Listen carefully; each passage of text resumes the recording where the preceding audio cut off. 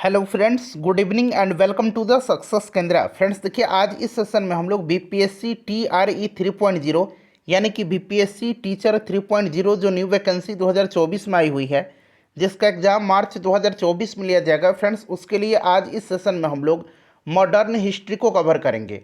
और देखिए, modern history में हम लोग इंडियन नेशनल मूवमेंट यानी कि भारतीय राष्ट्रीय आंदोलन से संबंधित महत्वपूर्ण प्रश्नों को इस सेशन में हम कवर करेंगे। बड़ा ही महत्वपूर्ण सेशन है और आपके एग्ज़ाम में जो क्वेश्चन का वेटेज होगा वो इंडियन नेशनल मूवमेंट यानी कि आईएनएम जो चैप्टर है आपका, वहाँ से ज़्यादा देखने को मिलेगा। तो फ्रेंड्स, इस टॉपिक को आप बेहतरीन तरीके से पढ़ लीजिए, अच्छे तरीके से तैयारी कर लीजिए। और मैं लगातार आपको Indian national movement for BPSC TRE 3.0 के लिए लगातार मैं कंटेंट आपको उपलब्ध करवा रहा हूँ। तो चलिए सेशन स्टार्ट करते हैं। फ्रेंड्स एक बार सभी लोग प्लीज़ जल्दी से सेशन को लाइक कर दीजिए और इसका लिंक किसी भी एक ग्रुप में जहाँ कहीं भी आप हैं, चाहे वो फेसबुक ग्रुप हो, व्हाट्सएप ग्रुप हो या फिर टेलीग्राम ग्रुप हो, वहाँ पर फटाफट शेयर कर दीजिए। और चैनल को सब्सक्राइब कर लीजिएगा। जो बगल में बेल आइकन दिख रहा है, घंटी का निशान, उसको भी साथ साथ दबा लीजिए, ताकि जब भी बीपीएससी टीआरई 3.0 से संबंधित कोई भी इम्पोर्टेंट वीडियो अपलोड किया जाए तो उसका नोटिफिकेशन सबसे पहले आपके पास पहुँच जाए। तो चलिए फ्रेंड्स, अब सेशन हम लोग स्टार्ट करते हैं आज का। देखिए फ्रेंड्स, इस सेशन में हम लोग बीपीएससी टीआरई 3.0 के लिए modern history Indian national movement यानी कि भारतीय राष्ट्रीय आंदोलन के महत्वपूर्ण प्रश्नों को कवर करने वाले हैं। और देखिए, ये सारे प्रश्न जो हम कवर करेंगे आज इस सेशन में, ये कहीं ना कहीं प्रीवियस ईयर में पूछा गया प्रश्न होगा। चलिए शुरू करते हैं। एक बार सभी लोग जल्दी से सेशन को लाइक कर दीजिए। देखिए, पहला प्रश्न पढ़ेंगे। पहला प्रश्न कि आनंद मठ के लेखक कौन हैं। सभी लोग आंसर कमेंट करते चलिएगा, सभी लोग आंसर कमेंट करिएगा। इसको एक टेस्ट के तौर पर लगाइए। ऐसा समझिए कि आप एग्जामिनेशन हॉल में बैठे हुए हैं, समय बिल्कुल भी नहीं है अब आपके एग्ज़ाम में। तो इस तरह का फीलिंग आपके अंदर आनी चाहिए, ठीक है ना। और सभी लोग अपना अपना स्कोर ज़रूर बताइएगा। चलिए सभी लोग बताइए कि आनंद मठ के लेखक कौन हैं। तो देखिए फ्रेंड्स, अगर हम बात करते हैं तो आनंद मठ के लेखक जो हैं ये कौन हो जाएंगे, बंकिम चंद्र चटर्जी हो जाएंगे। Option number B right answer हो जाएगा। सन्यासी विद्रोह, याद रखिएगा, सन्यासी विद्रोह का उल्लेख बंकिम चंद्र चटर्जी के उपन्यास आनंद मठ में किया गया है। ये भी प्रश्न पूछा जा सकता है। देखिए दूसरा प्रश्न पढ़िए कि भूदान आंदोलन किसने प्रारंभ किया था। दूसरा प्रश्न है कि भूदान आंदोलन किसने प्रारंभ किया था। चलिए सभी लोग आंसर कमेंट करेंगे। भूदान आंदोलन की शुरुआत जो है किसने किया था। तो फ्रेंड्स ये विनोबा भावे ने किया था। किसने किया था? विनोबा भावे ने किया था। ऑप्शन सी राइट आंसर हो जाएगा। 1951 में इन्होंने किया था, 1951 में, 1951 में। सन भी साथ साथ आप याद रखिएगा, ठीक है ना। और इसकी शुरुआत तेलंगाना के पोंचमपल्ली से हुई थी। इसे रक्तहीन क्रांति के रूप में भी जाना जाता है। अगर आपसे पूछा जाए कि किसे रक्तहीन क्रांति के रूप में जाना जाता है तो याद रखेंगे, यह भूदान आंदोलन को रक्तहीन क्रांति के रूप में भी जाना जाता है, जो भारत में एक स्वैच्छिक भूमि सुधार आंदोलन था। ठीक है ना फ्रेंड्स, ध्यान रखिएगा, बड़ा ही इंपॉर्टेंट है। जो भी मैं डिस्कस कर रहा हूँ उसको ध्यान से जरूर सुनिए। देखिए तीसरा प्रश्न है कि लाइफ डिवाइन पुस्तक के लेखक कौन है। लाइफ डिवाइन पुस्तक के लेखक कौन है, चलिए बताइए। सभी लोग आंसर कमेंट करिए। और देखिए फ्रेंड्स, एनसीईआरटी और एससीईआरटी बुक का मैंने आपको science, history, polity, geography cover करा दिया है। तो एक बार देख लीजिए। जिनका भी सब्जेक्ट जो होता है ना, हिस्ट्री का अगर आपका सब्जेक्ट है तो हिस्ट्री के प्रश्न वहीं से पूछे जाते हैं, तो वो पूरा आप देख लीजिएगा। ऑलमोस्ट आपका लगभग हर चीज़ कवर हो जाएगा। मैंने सबका प्लेलिस्ट बना दिया है बीपीएससी टीआरई 3.0 के नाम से, और लिंक आपको यहाँ पर ऊपर लाइव चैट में दिख रहा होगा, सबसे ऊपर में देखिए, डिस्क्रिप्शन में भी मिलेगा। और फ्रेंड्स मैं कमेंट बॉक्स में भी इसको मैंने पिन कर दिया है, तो वहाँ से जाकर के आप सभी वीडियोज़ को देख सकते हैं। चलिए देखिए, बताइए राइट आंसर लाइफ डिवाइन पुस्तक के लेखक कौन है। तो फ्रेंड्स ये अरविंद घोष हैं। अरविंद घोष यहाँ पर राइट आंसर हो जाएगा, ठीक है ना। लाइफ डिवाइन श्री अरविंदो के द्वारा लिखी गई है और इस पुस्तक में उनके सिद्धांत और दार्शनिक कार्य पर जो है यह पुस्तक आधारित है, जिसमें उन्होंने आध्यात्मिक विकास का एक सिद्धांत प्रस्तुत किया है, ठीक है। अच्छा, अरविंदो के द्वारा यानी कि अरविंद घोष के द्वारा और भी पुस्तकें हैं, जैसे कि सावित्री एक किंवदंती और एक प्रतीक। पूछा जाए कि सावित्री एक किंवदंती और एक प्रतीक किसकी पुस्तक है, तो अरविंद घोष की। उसके बाद सिंथेसिस ऑफ योग, सिंथेसिस ऑफ योग ये किसकी पुस्तक है, तो इन्हीं की है। The secret of the Vedas, the secret of the Vedas इन्हीं की पुस्तक है, द मदर इन्हीं का है, द ह्यूमन साइकिल इन्हीं का है। तो ये सारे पॉइंट्स फ्रेंड्स ध्यान रखिएगा, ठीक है ना। चलिए, कोई जल्दबाजी नहीं है, आराम से आप लोग आंसर कमेंट करते चलिए, कोई जल्दबाजी नहीं, हम लोग सब कुछ आराम से कवर करेंगे। और हम यहाँ जो भी कवर करेंगे केवल इम्पॉर्टेंट चीज़ों को ही कवर करेंगे। चलिए देखिएगा, बंगाल की एशियाटिक सोसाइटी, इसकी स्थापना 1784 में हुई थी। एशियाटिक सोसाइटी ऑफ बंगाल की स्थापना, इस चीज़ को आप ध्यान रखिएगा, ठीक है ना। तो पूछा गया है कि प्रवर्तक कौन थे। तो फ्रेंड्स देखिए, ये 1784 में एशियाटिक सोसाइटी ऑफ बंगाल की स्थापना हुई थी, किसके समय में, ज़रा आप मुझे कमेंट करके जल्दी बताइए, फिर मैं आपको बताता हूँ। तो फ्रेंड्स, ये वारेन हेस्टिंग के समय में जो है इसकी स्थापना हुआ था। और यह किया था विलियम जोन्स ने। किसने किया था, तो सर विलियम जोन्स ने किया था। ऑप्शन बी बिल्कुल इसका राइट आंसर हो जाएगा। चलिए, उसके बाद देखिएगा कि संविधान की सभा, यहाँ पर देखिए, भारत की संविधान सभा किसके अनुसार गठित की गई। भारत का जो संविधान सभा है यह किसके अनुसार गठित की गई। चलिए बताएंगे इसका राइट आंसर क्या हो जाएगा, सभी लोग आंसर कमेंट करिएगा। तो देखिए फ्रेंड्स, अगर हम बात करते हैं तो भारत के संविधान को 1946 में कैबिनेट मिशन योजना के अंतर्गत गठित किया गया था, ठीक है ना। और कैबिनेट मिशन योजना के अंतर्गत गठित संविधान सभा के द्वारा तैयार किया गया था भारत के संविधान को, ठीक है। और संविधान सभा का गठन जो है ये कैबिनेट मिशन योजना के तहत किया गया था 1946 में। याद रखिएगा, कैबिनेट मिशन योजना 1946 को जो कैबिनेट मिशन, उस समय वायसराय लॉर्ड बेबल था, उसी के द्वारा जारी किया गया घोषणा था, जिसमें अगर हम बात करते हैं तो पैंथिक लॉरेंस, स्टेफोर्ड क्रिप्स और ए.बी. अलेक्जेंडर थे, ठीक है ना। ये 3 नाम आप जरूर याद रखिएगा। चलिए देखिए, प्रथम भारतीय नोबेल पुरस्कार विजेता कौन थे। प्रथम भारतीय नोबेल पुरस्कार विजेता जो हैं ये इसमें से कौन है, तो फ्रेंड्स रविंद्रनाथ टैगोर हैं। इनको साहित्य के क्षेत्र में 1913 में नोबेल पुरस्कार दिया गया था, इस चीज़ को आप जरूर याद रखिएगा, ठीक है ना। उसके बाद चंद्रशेखर वेंकट रमन को भौतिकी के लिए 1930 में दिया गया था। मदर टेरेसा को 1979 में किसके लिए दिया गया था, शांति के लिए दिया गया था। अमर्त्य सेन को दिया गया था अर्थशास्त्र के क्षेत्र में 1998 में। कैलाश सत्यार्थी को 2014 में दिया गया था शांति के क्षेत्र में। हरगोविंद खुराना को मेडिसिन के लिए 1968 में दिया गया था। एस सुब्रमण्यम को 1983 में भौतिकी के लिए दिया गया था। उसके बाद वेंकट रमन रामकृष्णन को केमिस्ट्री के क्षेत्र में 2009 में दिया गया था। वी.एस. न्यायपाल को साहित्य के लिए 2001 में दिया गया था। और अभिजीत बनर्जी को इकोनॉमिक्स के लिए 2019 में दिया गया था। चलिए उसके बाद देखिएगा कि हमारा राष्ट्रीय गीत वंदे मातरम कहाँ से संकलित है। वंदे मातरम कहाँ से संकलित है, चलिए बताइए राइट आंसर इसका क्या हो जाएगा। तो फ्रेंड्स वंदे मातरम जो है ये संकलित कहाँ से है, तो ये आनंद मठ से है। कहाँ से है फ्रेंड्स, आनंद मठ से, ठीक है। आनंद मठ बंकिम चंद्र चटर्जी का उपन्यास है, ध्यान रखिएगा। चलिए आनंद मठ राइट आंसर हो जाएगा। भारत का राष्ट्रीय पंचांग किस संवत पर आधारित है, चलिए बताइए। भारत का राष्ट्रीय पंचांग जो है यह किस संवत पर आधारित है, सभी लोग आंसर कमेंट करिए। तो फ्रेंड्स यह जो है यह शक संवत पर आधारित है। अच्छा, शक संवत की शुरुआत किसने किया था, तो कुषाण वंश का शासक कनिष्क ने किया था। कब किया था, तो 78 ईस्वी में किया था, ये भी आप ध्यान रखिएगा। चलिए उसके बाद देखिएगा कि दिल्ली में केंद्रीय सचिवालय के उत्तरी और दक्षिणी खंडों का वास्तुविद कौन था। दिल्ली में केंद्रीय सचिवालय के उत्तरी और दक्षिणी खंडों का वास्तुविद कौन था, बताइए।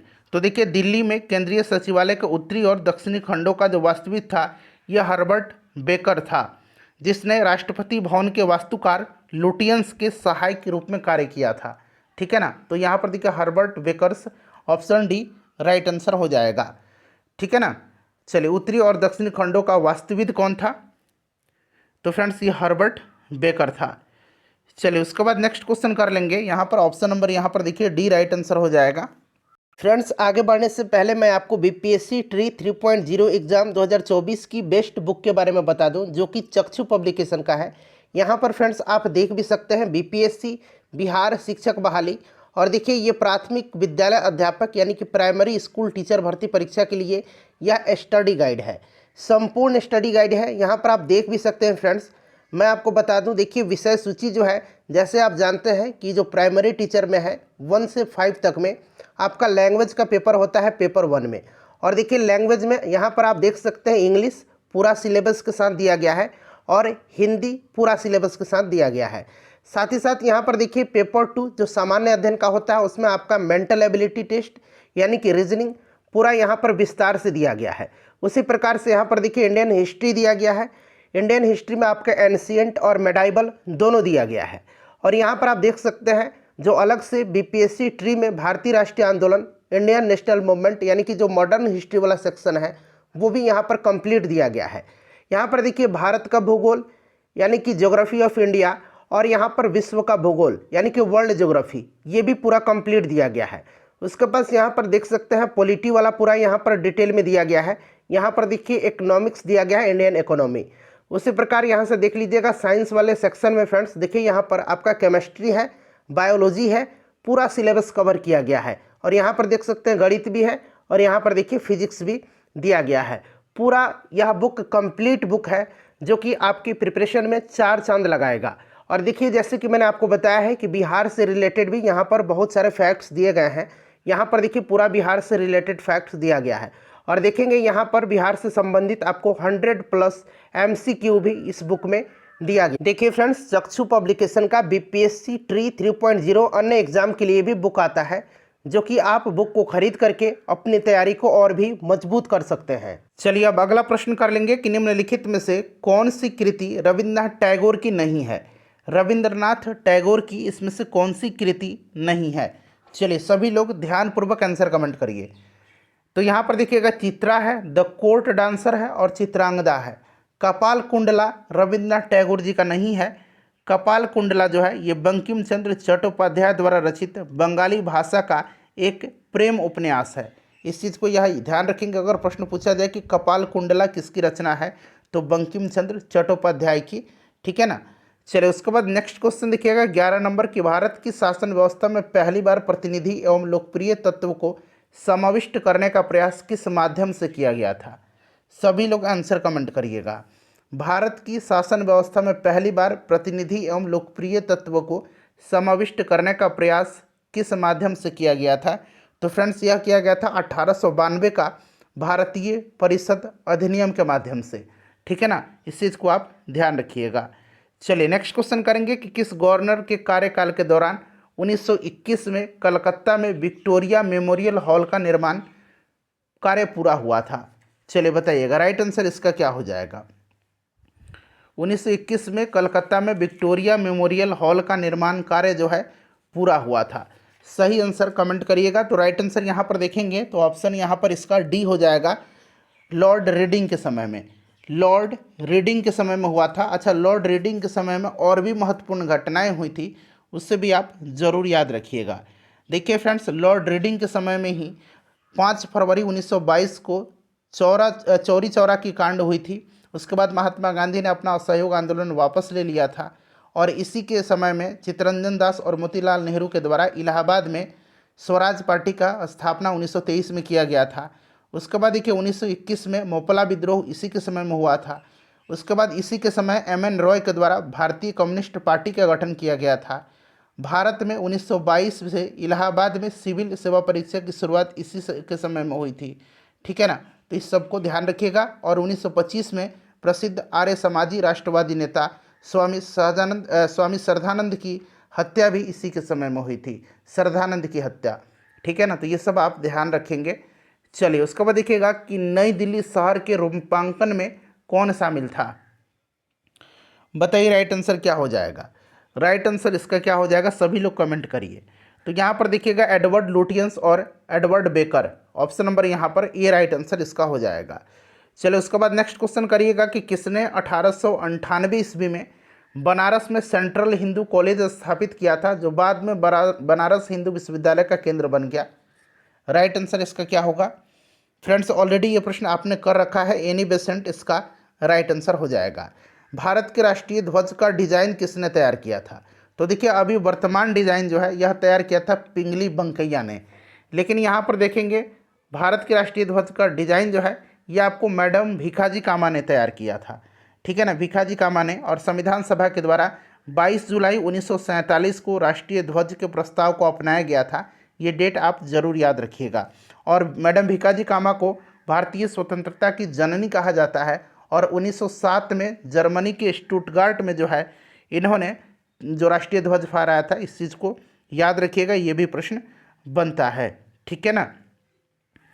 चलिए उसके बाद नेक्स्ट क्वेश्चन कर लेंगे, क्लियर ना। 1907 में मैडम भीकाजी कामा इन्होंने जर्मनी में राष्ट्रीय ध्वज फहराया था, जो विदेशी भूमि पर फहराया जाने वाला पहला भारतीय ध्वज था, ठीक है। चलिए नेक्स्ट क्वेश्चन करेंगे कि देवदास उपन्यास के रचनाकार कौन हैं। देवदास के रचनाकार कौन हैं? तो फ्रेंड्स ये शरत चंद्र चट्टोपाध्याय की रचना है देवदास, बड़ा ही इंपॉर्टेंट है, याद रखिएगा। चित्रा उपन्यास किसके द्वारा लिखा गया है? चित्रा किसके द्वारा लिखा गया है? तो फ्रेंड्स ये रविंद्रनाथ टैगोर जी के द्वारा चित्रा लिखा गया है। चित्रा रविंद्रनाथ टैगोर जी के द्वारा। प्रेम पचीसी के रचनाकार कौन है? प्रेम पचीसी के, देखिए इतना मैं आपको मॉडर्न हिस्ट्री बीपीएससी TRE 3.0 2024 के लिए करवा दे रहा हूँ कि आपका कॉन्फिडेंस बहुत ही हाई हो जाएगा, ठीक है। 4-5 वीडियो ऑलरेडी मैंने करा दिया है। 3 घंटे का मैराथन जो कराया हुआ था मॉडर्न हिस्ट्री का, जितने भी बीपीएससी में प्रीवियस ईयर में प्रश्न पूछे गए हैं, अगर उसको आपने नहीं देखा है तो एक बार ज़रूर देखिएगा। तो देखिए प्रेम पचीसी जो है इसके रचनाकार कौन है? तो फ्रेंड्स इसके रचनाकार प्रेमचंद हैं। कौन है? प्रेमचंद हैं। उसके बाद देखिएगा हंगरी स्टोन्स यानी कि क्षुदित पाषाण के रचयिता कौन है? इंपॉर्टेंट क्वेश्चन है ये, बताइए हंगरी स्टोन्स के रचयिता कौन है? तो इसके रचयिता रविंद्रनाथ टैगोर हैं।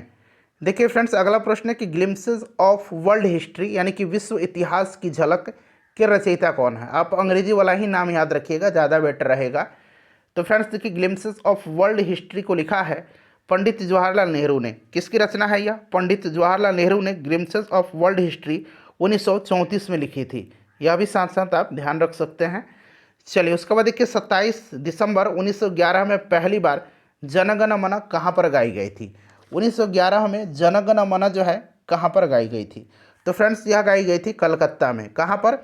कलकत्ता में गाई गई थी। और कलकत्ता में भारतीय राष्ट्रीय कांग्रेस का जो अधिवेशन हुआ था 1911 में, वहीं पर पहली बार जनगण मन गाया गया था।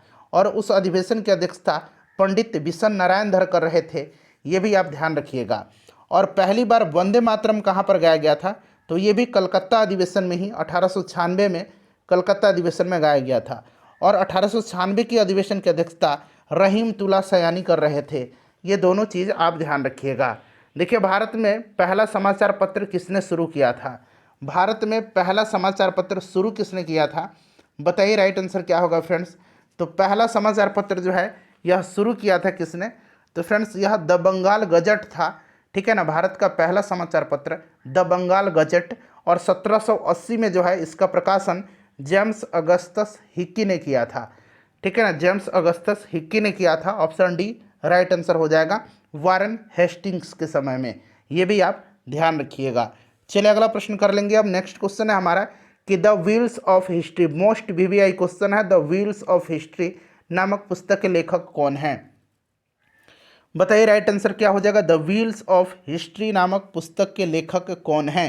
तो फ्रेंड्स इसको लिखा है राम मनोहर लोहिया ने।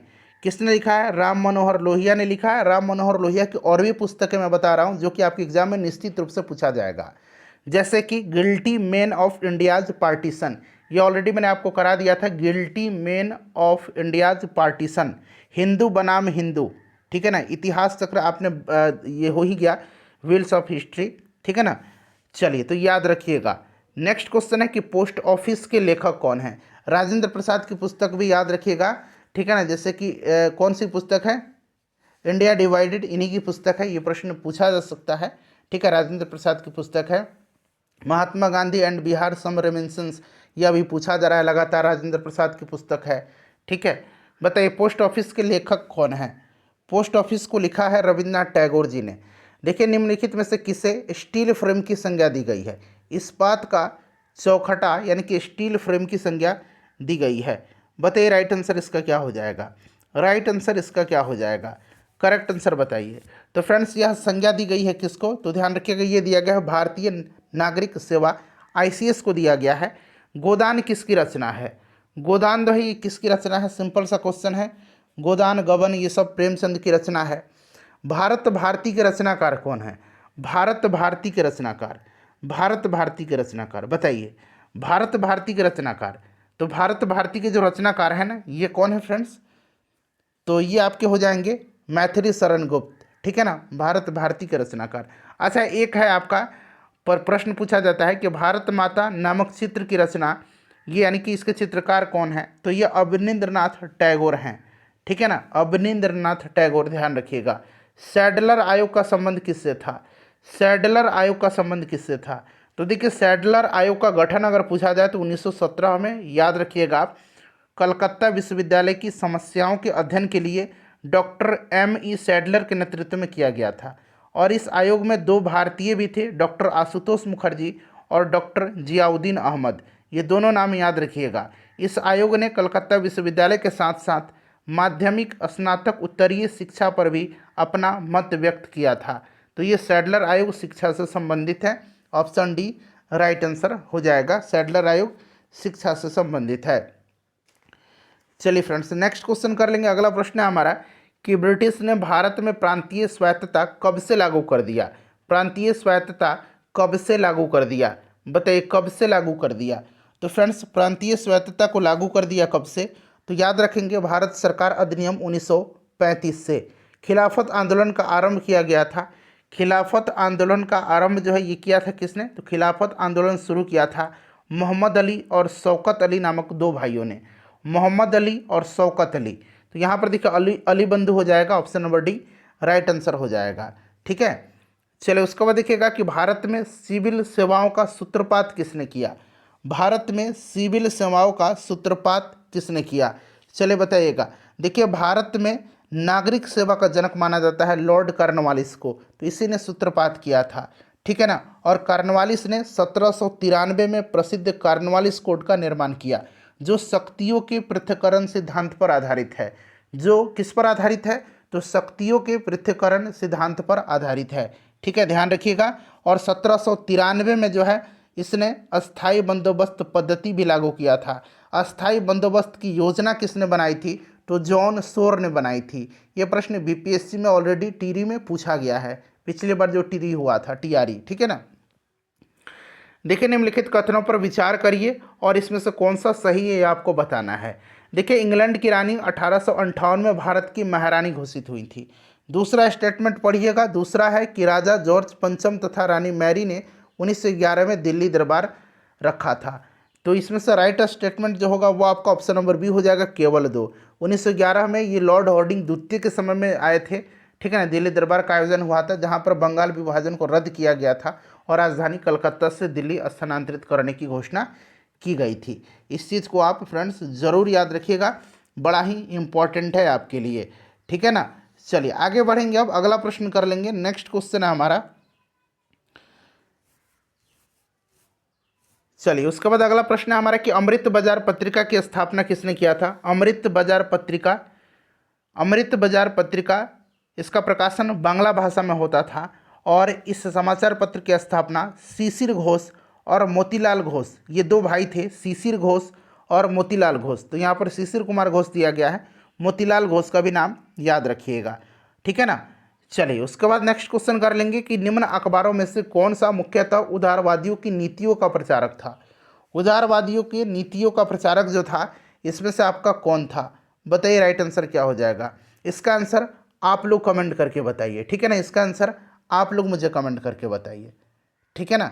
चलिए झंडा गीत किसने लिखा है, झंडा गीत को लिखा किसने है, झंडा गीत लिखा है श्यामलाल गुप्ता पार्षद ने, श्यामलाल गुप्ता पार्षद ने लिखा है, ठीक है ना।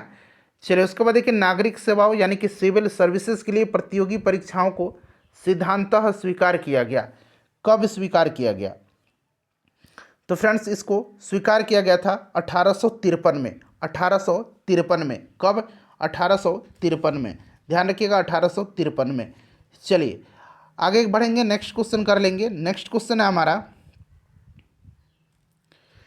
कि किस अधिनियम के तहत लॉर्ड कॉर्नवालिस को अपनी काउंसिल के फैसलों को रद्द करने का अधिकार मिला था।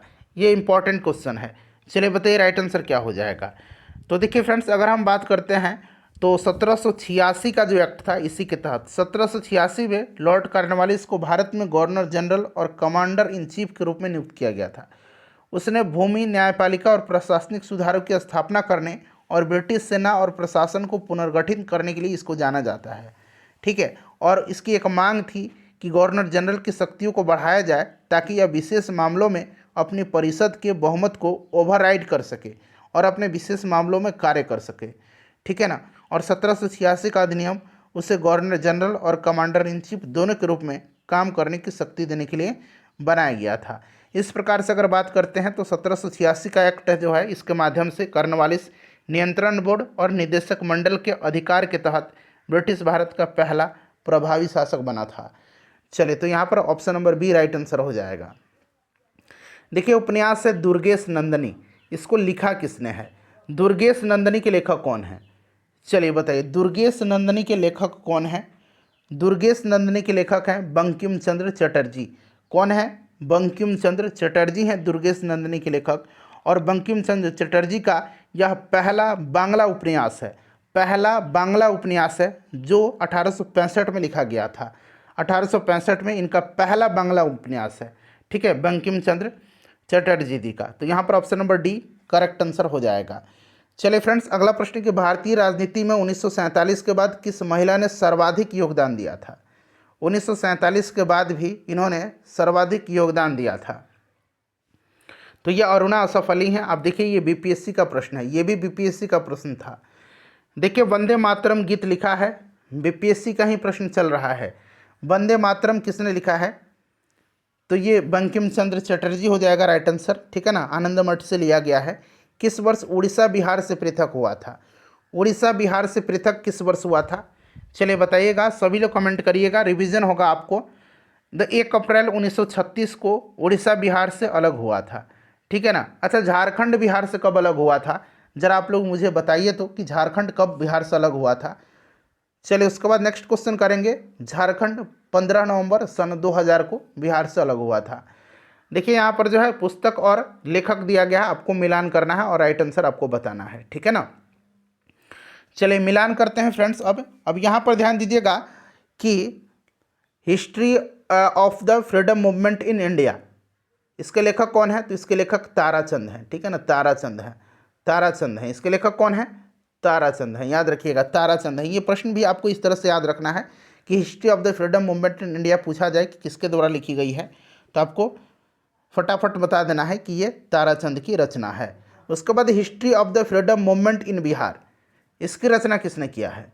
तो इसकी रचना किया है के दत्ता ने, के दत्ता ने। उसके बाद देखिएगा कि प्रिसेप्ट्स ऑफ जीसस, बड़ा ही महत्वपूर्ण है, किसकी रचना है? तो फ्रेंड्स, ये राजा राम मोहन राय की रचना है, ठीक है ना। और आवर इंडियन मुसलमान्स, ये डब्ल्यू हंटर की रचना है, ठीक है ना। तो इस तरह से आपका ऑप्शन ए राइट आंसर हो जाएगा। चलिए अगला प्रश्न है कि 1878 का वर्नाक्यूलर प्रेस एक्ट जो था ना, इसको किसने रद्द किया, किसने निरस्त किया? देखिए, वर्नाक्यूलर प्रेस एक्ट के बारे में बात करते हैं तो फ्रेंड्स, यह 1878 में लिटन ने भारतीय समाचार पत्र अधिनियम वर्नाक्यूलर प्रेस एक्ट पारित किया था, सोम प्रकाश को प्रतिबंधित करने के लिए, ठीक है ना। और इस कानून में प्रावधान था कि अगर किसी अखबार में कोई आपत्तिजनक चीज़ छपती है तो सरकार उसकी प्रिंटिंग प्रेस सहित सारी संपत्ति जब्त कर लेगी। और एक अखबार था पॉयनियर अखबार, जिसने वर्नाक्यूलर प्रेस एक्ट का समर्थन किया था, ठीक है ना, इस चीज़ को ध्यान रखिएगा। और 1878 में लिटन के द्वारा यह लाया गया था और लॉर्ड रिपन के द्वारा जो है 1882 में वर्नाक्यूलर प्रेस एक्ट को रद्द किया गया। चलिए उसके बाद देखिएगा कि अमेरिका में फ्री हिंदुस्तान अखबार किसने शुरू किया था? आप देख सकते हैं ये सब बीपीएससी का प्रश्न है। अमेरिका में फ्री हिंदुस्तान अखबार किसने शुरू किया था? तो फ्रेंड्स, यह शुरू किया था किसने? तो ध्यान रखिएगा, इसको शुरू किया था तारकनाथ दास ने, तारकनाथ दास ने इसको शुरू किया था, ठीक है ना। कहाँ से? तो वैंकूवर में इन्होंने शुरू किया था। और 1907 में हिंदुस्तान एसोसिएशन की स्थापना भी इन्होंने किया था, हिंदुस्तान एसोसिएशन की, ठीक है। और सर्कुलर ए आज़ादी के नाम से इन्होंने पत्रिका निकाली और इस पत्रिका के बंद होने के बाद तारकनाथ दास ने जो है ये आपका वैंकूवर से फ्री हिंदुस्तान नामक इंग्लिश मासिक अखबार का प्रकाशन किया था। इंडिया अनरेस्ट के लेखक कौन हैं? इंडिया अनरेस्ट को लिखा है वैलेंटाइन सिरोल ने। किसने लिखा है? वैलेंटाइन सिरोल ने लिखा है। चलिए, स्वदेश वाहिनी के संपादक कौन थे? स्वदेश वाहिनी के संपादक बताइए। तो इसके संपादक के रामकृष्ण पिल्लई हैं, ठीक है ना। देखिए निम्नलिखित में से किस भाषा में द इंडियन ओपिनियन पत्र नहीं छापा जाता था। इंडियन ओपिनियन महात्मा गांधी की है, ठीक है ना। और देखिए इंडियन ओपिनियन की बात करते हैं तो फ्रेंड्स मनसुख लाल नज़र जो थे, मनसुख लाल हीरालाल नज़र या इंडियन ओपिनियन के पहले संपादक थे। गांधी जी ने इसको स्थापित किया था, लेकिन इसके पहले संपादक पूछा जाएगा तो मनसुख लाल नज़र जो हैं ये थे, याद रखिएगा।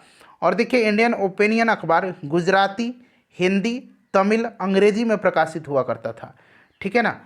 ये आपका उर्दू में नहीं होता था, अंग्रेजी, गुजराती, तमिल और हिंदी, याद रखिएगा। चलिए उसके बाद देखिएगा कि हंटर कमीशन की रिपोर्ट में किसके विकास पर जोर दिया गया था। हंटर कमीशन का रिपोर्ट, देखिए हंटर कमीशन 1882 में, हंटर कमीशन 1882 में जो है प्राथमिक शिक्षा पर अधिक जोर देने के साथ 1854 का जो वुड प्रेशन था, वुड डिस्पैच था, ठीक है ना, उसका समर्थन किया था। 1882 में हंटर कमीशन की अध्यक्षता सर विलियम हंटर ने किया था और भारत के तत्कालीन वायसराय लॉर्ड रिपन ने इसे नियुक्त किया था, ठीक है ना। इस चीज़ को आप जरूर ध्यान रखिएगा फ्रेंड्स, बड़ा ही इंपॉर्टेंट है यह। तो ये अपना राइट आंसर क्या हो जाएगा यहाँ पर, इसका ऑप्शन नंबर सी हो जाएगा, ठीक है ना।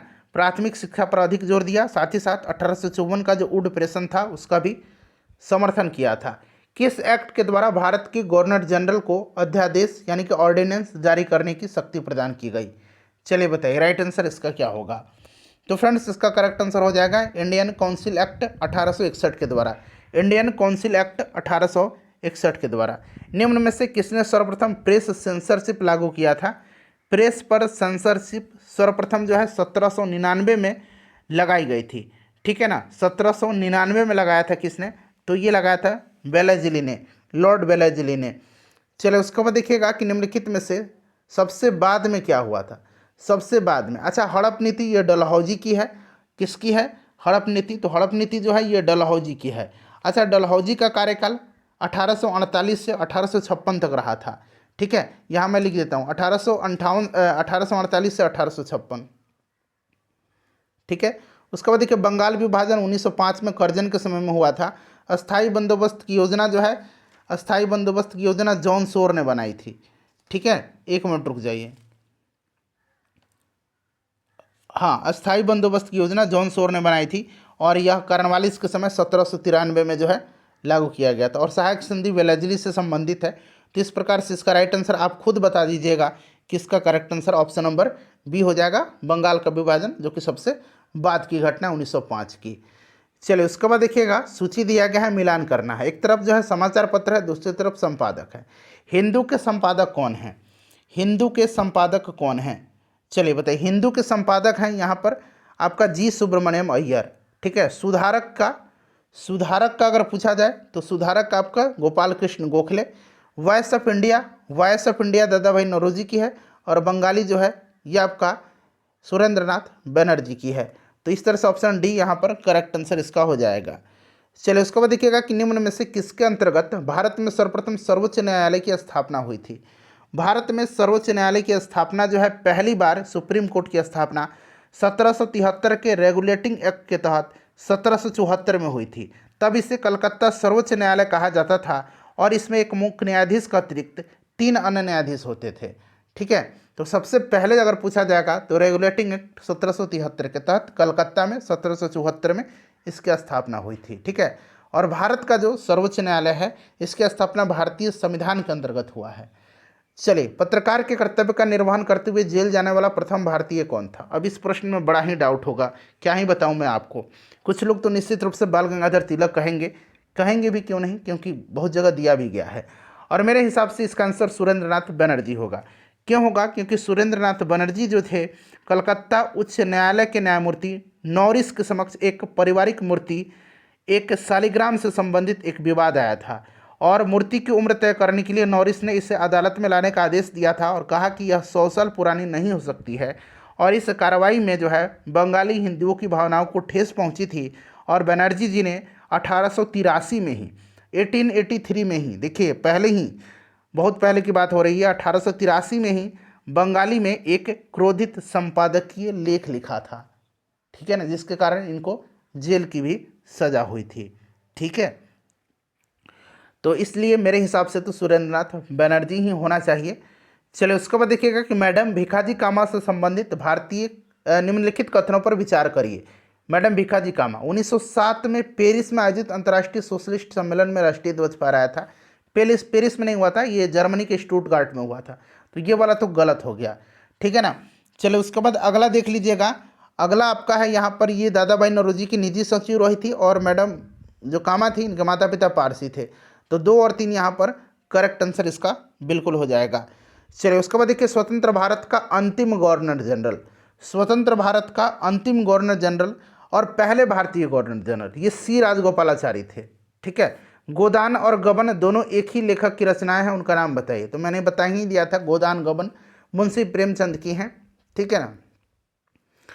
चलो उसके बाद देखिएगा कि बनारस हिंदू विश्वविद्यालय यानी कि बीएचयू के संस्थापक कौन है। बीएचयू की स्थापना किया है किसने, तो मदन मोहन मालवीय ने। किसने किया फ्रेंड्स, मदन मोहन मालवीय ने किया 1916 में। बनारस हिंदू विश्वविद्यालय 1916 में, ध्यान रखिएगा 1916 में। Guilty man of India's partition बताया था ना, एक्सप्लेनेशन के दौरान बताया था ना। किसकी पुस्तक है, सभी लोग कमेंट करिए। राम मनोहर लोहिया की पुस्तक है। इनमें से कौन भारत में मुसलमानों की उच्च शिक्षा के लिए पथ प्रदर्शक बने, भारत में मुसलमानों के लिए उच्च शिक्षा के लिए। तो फ्रेंड्स ये कौन बने थे, तो राइट आंसर आपका हो जाएगा सर सैयद अहमद खान। ठीक है ना, sir Syed Ahmed Khan right answer हो जाएगा, ध्यान रखिएगा। चलिए उसके बाद देखिएगा अलीगढ़ में इन्होंने जो यूनिवर्सिटी है उसकी स्थापना भी इन्होंने किया था। ये सब मैंने आपको प्रीवियस सेशन में डिस्कशन में बहुत बेहतरीन तरीके से कराया हुआ है। ठीक है, तो एक बार आप उन सभी वीडियोज़ को देखिएगा। बहुत ज़्यादा लंबा वीडियो नहीं, 1 घंटे के अंदर का सब वीडियोज़ है और बहुत अच्छे तरीके से आपका रिवीजन हो जाएगा। सोते समय एक बार देख लीजिएगा। ठीक है ना, सब कुछ आपके दिमाग में छप जाएगा। निम्नलिखित कथनों पर विचार करिए। देखिए चार्टर एक्ट 1853 के द्वारा ईस्ट इंडिया कंपनी का भारतीय व्यापार के एकाधिकार को उत्साहित कर दिया गया।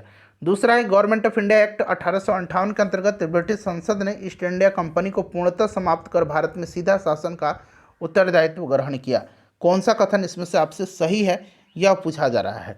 तो यहाँ पर देखिए केवल 2 जो है ना ये वाला सही दिया गया है। ठीक है ना, केवल 2 राइट आंसर इसका हो जाएगा। चलिए नेक्स्ट क्वेश्चन हमारा कि निम्नलिखित विद्रोहों में से किसको बंकिम चंद्र चटर्जी ने अपने उपन्यास आनंद मठ में उल्लेख किया है। तो स्टार्टिंग में ही पहले ही प्रश्न में मैंने आपको सन्यासी विद्रोह बता दिया था। देखिए lectures from Colombo to Almora, बड़ा ही इंपॉर्टेंट है यह। Lectures from Colombo to Almora निम्नलिखित में से किस एक के अनुभव पर आधारित है, बताइए राइट आंसर इसका क्या होगा। तो फ्रेंड्स इसका जो राइट आंसर हो जाएगा वो आपका हो जाएगा स्वामी विवेकानंद के। देखिए समाचार पत्र हैं और उनको प्रारंभ करने वाला है, यहाँ से राइट आंसर मिलान करिएगा। चलिए एक एक करके हम लोग मिलान करते हैं फ्रेंड्स। सबसे पहले बॉम्बे क्रॉनिकल जो होगा ये आपका फिरोज शाह मेहता की है। ठीक है ना, याद रखिएगा। कॉमनवेल्थ जो है ये एनी बेसेंट की है, कॉमनवेल्थ और न्यू इंडिया भी एनी बेसेंट की है। लीडर जो है ये लीडर आपका मदन मोहन मालवीय का है, लीडर अभ्युदय। ठीक है ना, अभ्युदय भी याद रखिएगा। सर्च लाइट जो है ये आपका सचिदानंद सिन्हा हो जाएगा। तो यहाँ पर अगर हम बात करते हैं तो ऑप्शन नंबर यहाँ पर कौन सा सही हो जाएगा आपका, सी राइट आंसर हो जाएगा। ठीक है, सर्च लाइट में ये भी थे, ऐसा नहीं कि सर्च लाइट डायरेक्टली थे इनसे जुड़ा, ऐसा कुछ नहीं है। निम्नलिखित में से कौन सा युग्म सही सुमेलित नहीं है, बताइए सही सुमेलित इसमें से कौन सा नहीं। एक तरफ प्रसिद्ध भारतीय लेखक हैं और किस भाषा से ये आपके जुड़े हुए हैं इस चीज़ के, बताइए राइट आंसर क्या होगा।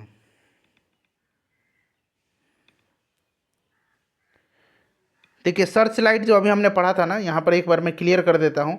इसके पहले संपादक जो थे ना, सर्च लाइट के पहले संपादक अगर हम बात करते हैं तो ये आपके सैयद हैदर हुसैन थे और दूसरे महेश्वर प्रसाद थे। और इसमें मुरली मनोहर प्रसाद भी लंबे समय तक इनका संपादन किया था, सच्चिदानंद सिन्हा ने भी संपादन किया था। तो इस तरह से आप ऐसा मत समझ लीजिएगा कि मैंने गलत बता दिया है।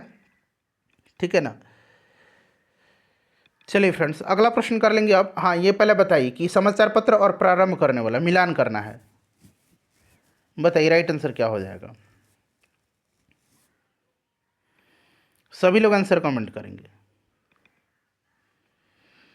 तो देखिए बॉम्बे क्रॉनिकल ये तो हो ही गया नहीं, ये वाला देखिए कौन सा युग्म सही सुमेलित नहीं है। तो यहाँ पर देखिएगा ये राजा राव जो थे ना, ये तेलुगु नहीं होगा। राजा राव जो थे ये हिंदी के ये अंग्रेजी के आपके अंग्रेजी भाषा के उपन्यासकार थे, ठीक है ना। तो ये वाला गलत दिया गया है, तो यही सुमेलित नहीं है, ऑप्शन ए। बाकी सब सुमेलित हैं, ठीक है ना, बाकी सारे सुमेलित हैं। चलिए निम्नलिखित कथन पर विचार करिए और यहाँ से सही आंसर आपको चुन करके बताना है। चलिए स्टार्ट करते हैं। पहला स्टेटमेंट पढ़िए। पहला स्टेटमेंट क्या दे रहा है? पहला स्टेटमेंट दे रहा है कि वारेन हेस्टिंग्स प्रथम गवर्नर जनरल थे जिन्होंने भारत में ब्रिटिश ढांचे पर आधारित एक नियमित पुलिस बल स्थापित किया था। तो ये आपका गलत होगा। रेगुलेटिंग एक्ट 1773 द्वारा कलकत्ता में उच्च न्यायालय, देखिए आ गया ना, उच्चतम न्यायालय सुप्रीम कोर्ट स्थापित किया गया था। तो ये वाला सही है। भारतीय दंड संहिता वर्ष 1860 में लागू हुआ था, ये सही है। इस चीज़ को आप ध्यान रखिएगा, ठीक है ना। तो 2 और 3 राइट आंसर हो जाएगा। गवर्नमेंट ऑफ इंडिया एक्ट 1935 में कौन सा सही है कथन? गवर्नमेंट ऑफ इंडिया एक्ट 1935 में राइट आंसर इसका तीनों हो जाएगा। प्रांतीय स्वायत्तता का उपबंध था, एक संघीय न्यायालय फेडरल कोर्ट की स्थापना का उपबंध था और केंद्र में अखिल भारत संघ का उपबंध था। तो 1, 2, 3 यहाँ पर करेक्ट आंसर हो जाएगा। यहाँ पर देखिए कौन सा इसमें से सुमेलित नहीं है। तो देखिए निम्नलिखित में से कौन सा सुमेलित नहीं है? पिट्स इंडिया एक्ट की बात करते हैं तो Pitt's India act, Warren Hastings doctrine of lapse Dalhousie के समय में, वर्नाक्युलर प्रेस एक्ट ये लेटन होगा, कर्जन नहीं होगा, लेटन बंगाल विभाजन कर्जन होगा, इल्बर्ट बिल लॉर्ड रिपन के समय में। सुमेलित नहीं है कौन सा? तो ऑप्शन नंबर सी। चलिए उसके बाद देखिएगा कि 1935 के भारत सरकार अधिनियम की कुछ विशेषताएं थी। इसमें से सही आंसर आपको चुन करके बताना है। चलिए बताइएगा राइट आंसर इसका क्या होगा। तो देखिए फ्रेंड्स, अगर हम बात करते हैं तो गवर्नरों को विधायी क्रियाओं में निषेधाधिकार यानी कि वीटो की शक्ति और स्वयं द्वारा विधि बनाना, ये सही है आपका। और सांप्रदायिक प्रतिनिधि के नियम की समाप्ति, ठीक, 1 मिनट रुक जाइए, ये गलत है। गवर्नर प्रांतों में द्वैध शासन की समाप्ति, ठीक है ना, गवर्नरी प्रांतों में एबॉलिशन ऑफ डायची, ठीक है ना। तो 1 और 2 इसमें से राइट आंसर होगा, option number B correct answer इसका हो जाएगा। चलिए उसके बाद देखिए निम्नलिखित कथनों में से कौन सा सही है? इसमें से कौन सा कथन जो है सही दिया गया है? तो देखिए 1946 में प्रांतीय सभाओं द्वारा भारत की संविधान सभा चुनी गई थी। बिल्कुल ये सही दिया गया है। प्रांतीय विधानसभाओं के माध्यम से संविधान सभा का परोक्ष रूप से चुनाव हुआ था। और जवाहरलाल नेहरू, एम जिन्ना और वल्लभ भाई पटेल भारत की संविधान सभा के सदस्य थे, ये गलत है। मोहम्मद अली जिन्ना नहीं थे इसमें, ठीक है ना, संविधान सभा में। तो ये गलत हो जाएगा। भारत का संविधान सभा प्रथम अधिवेशन 9 दिसंबर 1946 को हुआ था, तो ये गलत है। और 26 नवंबर 1949 को अंगीकृत किया था, तो ये भी गलत है, ठीक है ना। तो इस तरह से आपका केवल ए सही होगा। चलिए मॉन्टेग्यू चेम्सफोर्ड की रिपोर्ट आधार बनी थी। तो मॉन्टेग्यू चेम्सफोर्ड की रिपोर्ट जो है यह आधार बनी थी किसकी? तो फ्रेंड्स ये आपका भारत सरकार अधिनियम 1919 की। चलिए उसके बाद देखिएगा कि भारत में ब्रिटिश साम्राज्य के दौरान निम्नलिखित वायसराय पर विचार करिए और सही कालानुक्रम आपको यहाँ से बताना है। अब देखिए लॉर्ड कर्जन की बात करते हैं। लॉर्ड कर्जन की तो बंगाल विभाजन के समय में था, तो आपको भी याद होगा लॉर्ड कर्जन आपका 1899 से 1905 तक था। लॉर्ड चैम्सफोर्ड की बात करते हैं तो लॉर्ड चैम्सफोर्ड का समय जो रहा था यह आपका 1916 से 1921 रहा था। लॉर्ड हॉर्डिंग जिसके समय में दिल्ली दरबार का आयोजन हुआ था, लॉर्ड हॉर्डिंग के समय में, बताइए राइट आंसर क्या होगा? तो ये 1910 से आपका हुआ था, 1916 तक रहा था। और लॉर्ड इरविन जो रहा था, इरविन तो इधर सबसे बाद का 29 के समय में आपको याद होगा, ठीक है ना। तो 1926 से 31 तक रहा था। तो ये क्रम है आपका बिल्कुल, ठीक है ना। तो सबसे पहले आपका कौन सा आ जाएगा? 1899, ठीक है ना, 1800 वाला आ जाएगा, यानी कि लॉर्ड कर्जन पहला, ठीक है। उसके बाद आपका आ जाएगा कौन सा इसमें से? 1910 से 16 लॉर्ड हॉर्डिंग, यानी कि आपका लॉर्ड हॉर्डिंग तीसरा, ठीक है ना। उसके बाद आपका आ जाएगा चेम्सफोर्ड दूसरा, और फिर आपका आ जाएगा आखिरी में चौथा। तो 1, 3, 2, 4, 1, 3, 2, 4 ऑप्शन नंबर ए में ही दिया गया है, ठीक है ना। चलिए आगे बढ़ेंगे कि 1916 में मौलाना मोहम्मद अली और अबुल कलाम आज़ाद ने विधान परिषद से त्यागपत्र दे दिया। और कारण करा ये कथन था कि विधान परिषद के सभी भारतीय सदस्यों के विरोध के बावजूद सरकार ने रॉलक एक्ट को पारित कर दिया। तो बिल्कुल ये सही दे रहा है, कथन ए गलत लेकिन दे रहा है। क्यों? तो 1916 में और आर सही है, तो ऑप्शन डी राइट आंसर इसका पहले हो जाएगा।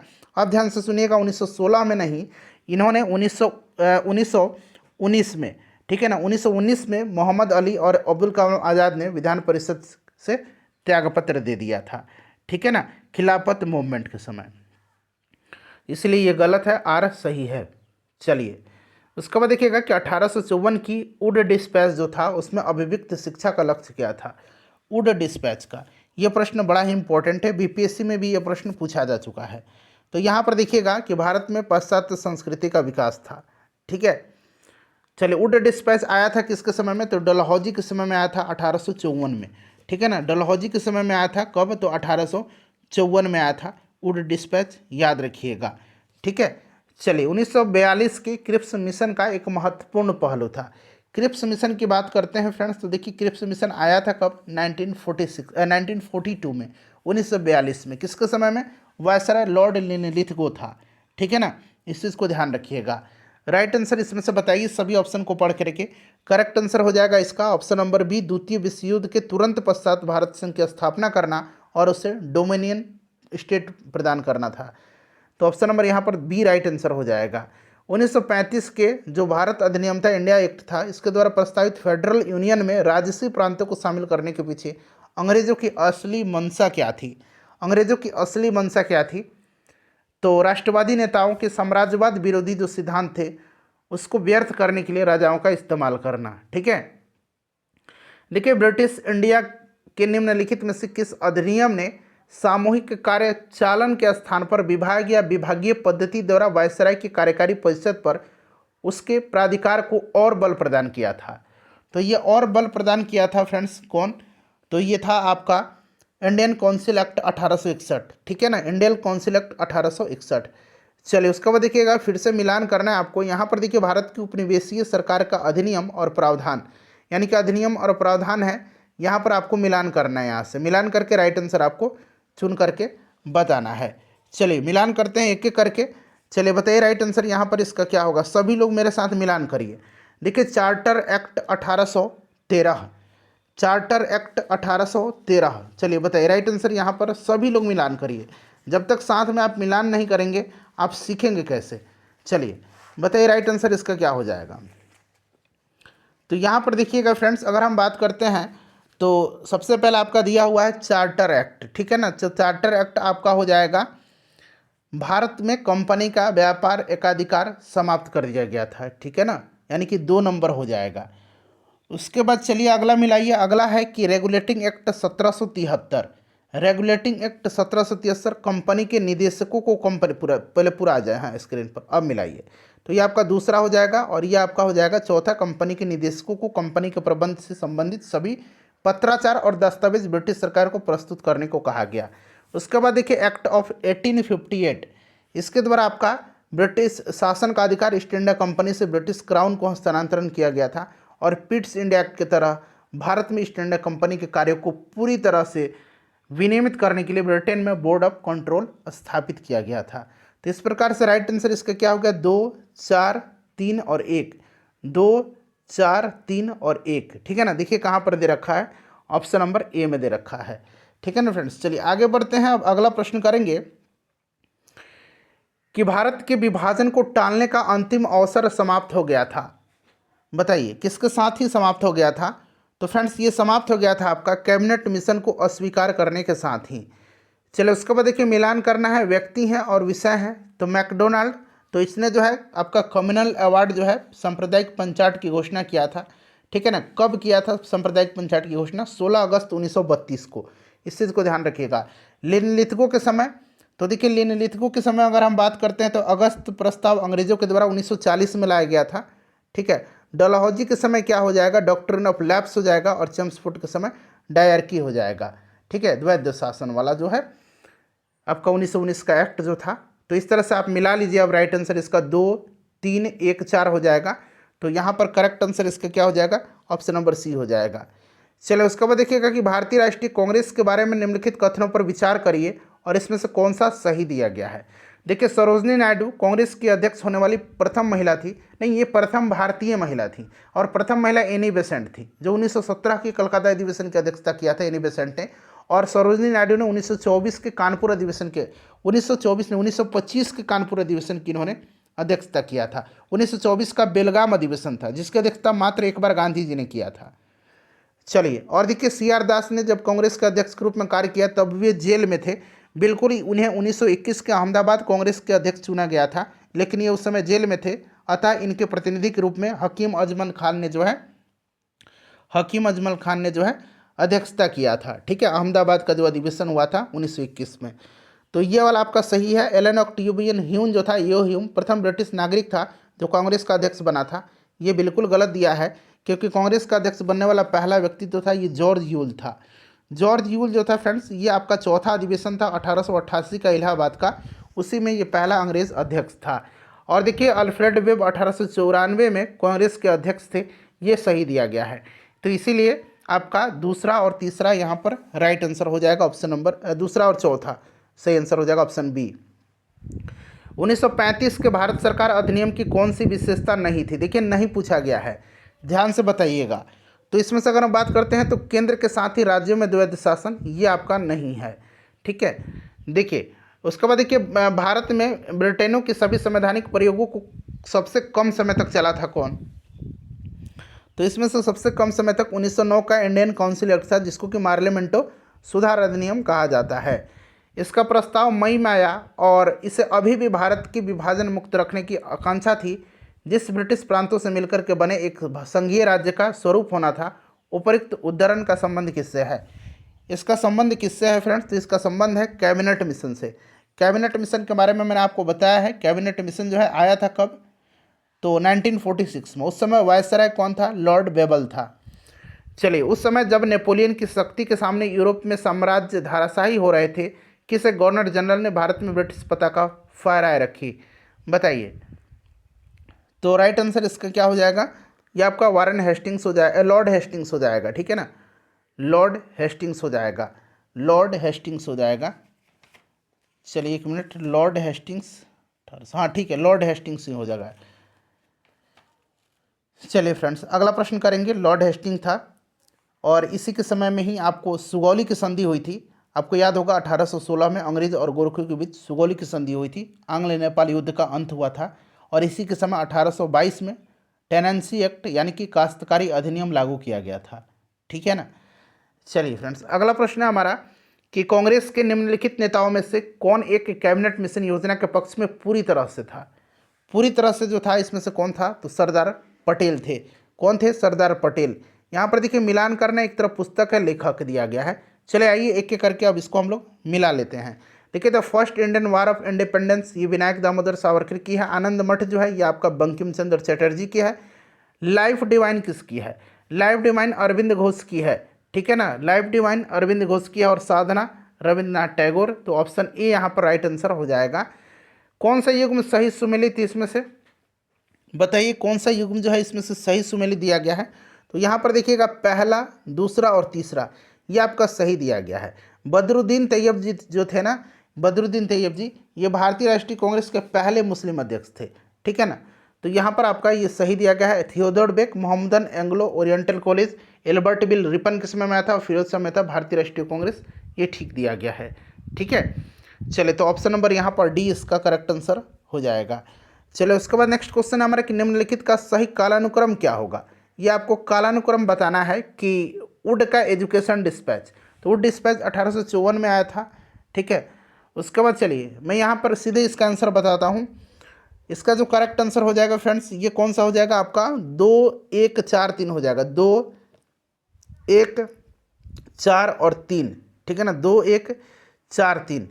किसने सोम प्रकाश नामक समाचार पत्र शुरू किया था? तो सोम प्रकाश की शुरुआत किया था किसने? ईश्वर चंद्र विद्यासागर ने। ठीक है ना, ईश्वर चंद्र विद्यासागर, याद रखिएगा। भारत के स्वदेशी आंदोलन के दौरान लिखा गया गीत आमार सोनार बांग्ला रविन्द्रनाथ टैगोर ने लिखा है इसको। इस चीज़ को ध्यान रखिएगा, ये बांग्लादेश का जो है राष्ट्रगीत है। बांग्लादेश को उसके स्वतंत्रता संग्राम में प्रोत्साहित किया और उसे बांग्लादेश के राष्ट्रगान के रूप में अपनाया। यह गीत किसने लिखा है? तो आमार सोनार बांग्ला को लिखा है रविन्द्रनाथ टैगोर जी ने। ठीक है ना। चलिए, स्वदेशी आंदोलन के दौरान 1905 में लिखा गया था। लॉर्ड मैकाले संबंधित हैं। लॉर्ड मैकाले का संबंध किससे है?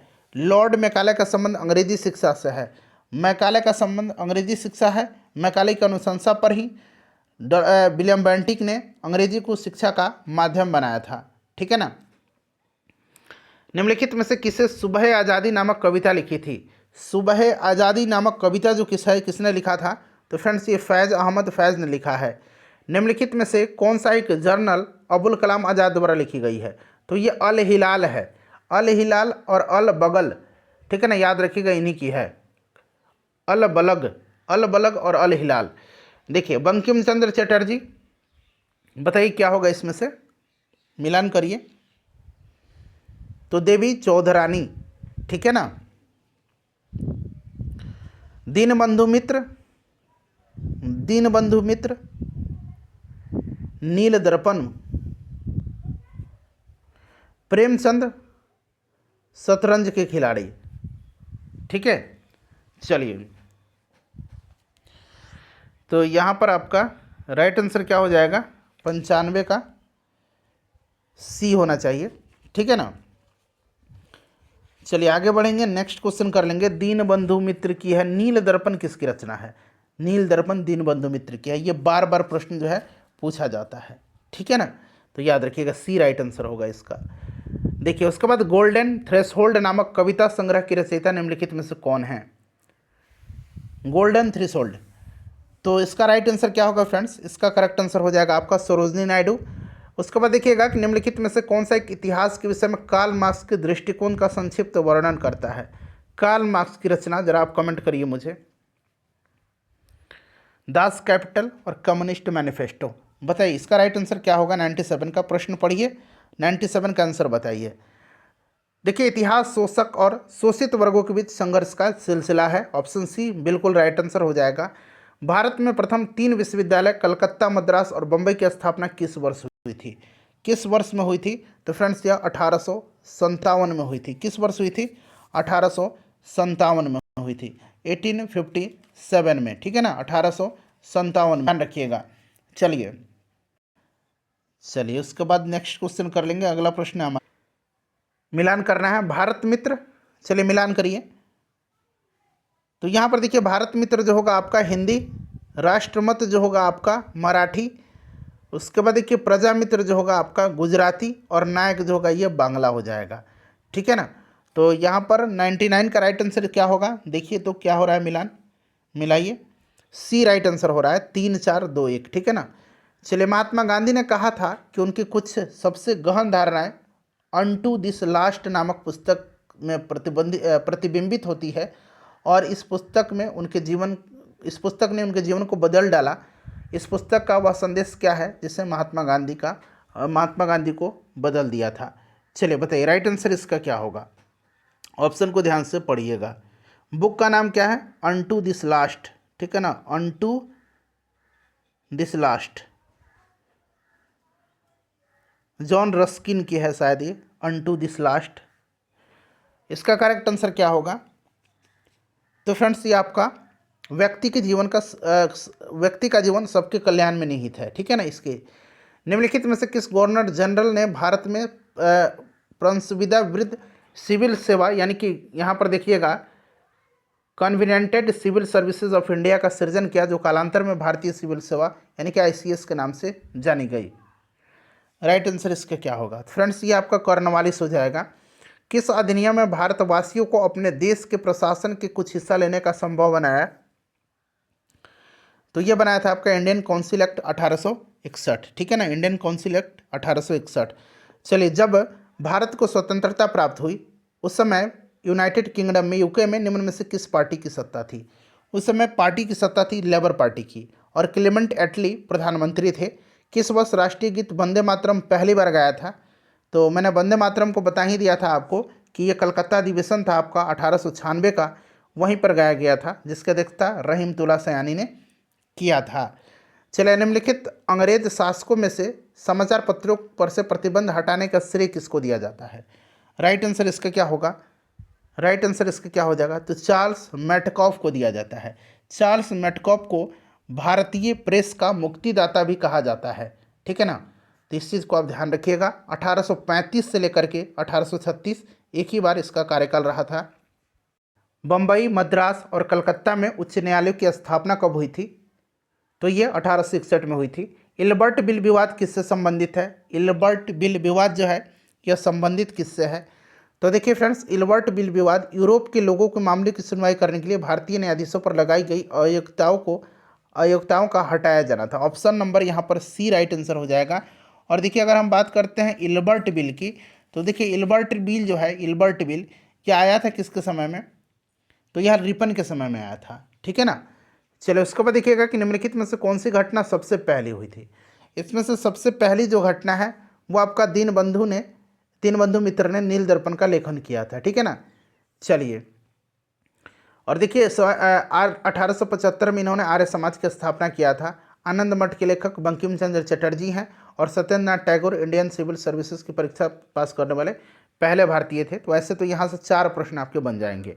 भारत छोड़ो का नारा किसने दिया था? भारत छोड़ो और साइमन गो बैक का नारा यूसुफ मेहर अली ने दिया था। इंपॉर्टेंट क्वेश्चन है, ध्यान रखिएगा। चलिए, मुस्लिम लीग और भारतीय राष्ट्रीय कांग्रेस के बीच राजनीतिक गतिरोध को दूर करने के लिए CR फॉर्मूला 1940 में किसने बनाया था? CR फॉर्मूला किसने बनाया था? तो फ्रेंड्स यह आपका बनाया था राजगोपालाचारी ने, ठीक है।